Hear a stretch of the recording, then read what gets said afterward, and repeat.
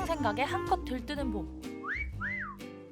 그런데 개나리, 진달래, 목련, 벚꽃, 차례차례 피던 꽃들이 한 번에 우다다다다 피는 바람에 부랴부랴 나들이 계획 세우신 분들 많으시죠? 빨리 피어버린 봄꽃 때문에 땅속에서 겨울잠을 자고 있던 야생벌들한테 비상 알람이 켜졌습니다.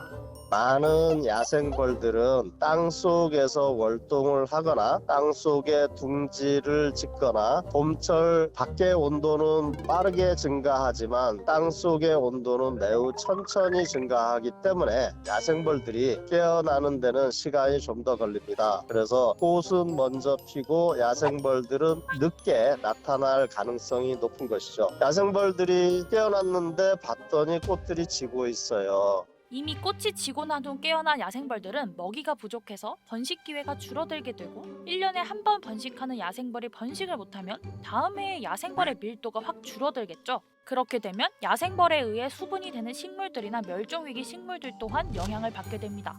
올해 빨리 핀 꽃이 내년까지 안 좋은 영향을 미칠 수 있는 건데요. 사람들이 사육하고 관리하기 때문에 계절의 영향을 덜 받는 꿀벌들한테도 마냥 달콤한 소식은 아닙니다.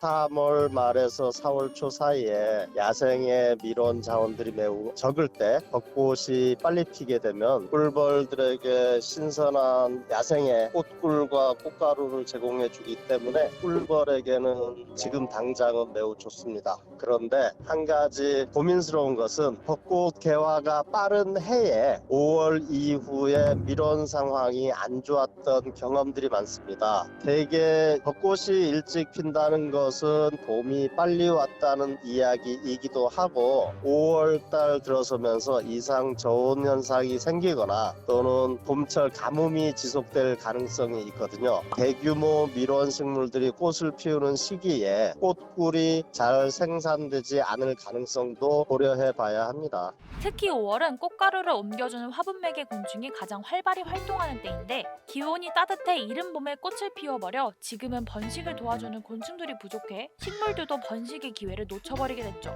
우리가 예쁜 꽃들에 취해 몰랐던 생태계 이야기. 교수님은 이 지점이 가장 큰 문제라고 지적합니다.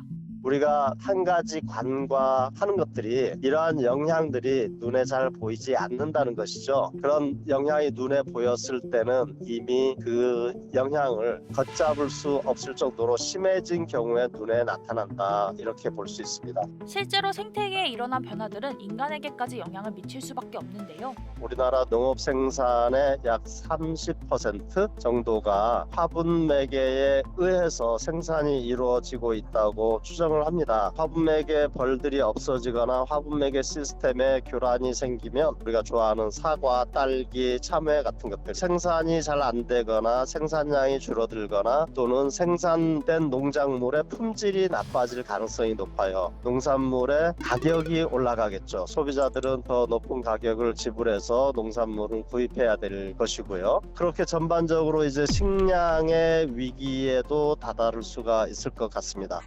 인간들뿐만 아니라 화분 매개를 통해 만들어진 과실을 먹고 사는 새들과 야생동물들도 먹을 게 부족해지면서 생물의 다양성이 위태로워지는 상황까지 갈 수 있습니다. 기온 상승으로 인해 계속해서 앞당겨지는 봄꽃 개화 시기. 다양한 꽃이 동시에 피면서 만들어낸 아름다운 풍경은 인류 위기를 알리는 꽃들의 속삭임일지도 모릅니다. 이번 영상을 만든 PD가 추천하는 영상도 보고 가세요. 스브스 뉴스의 다른 영상을 즐기시려면 구독 버튼을 꼭 눌러주세요.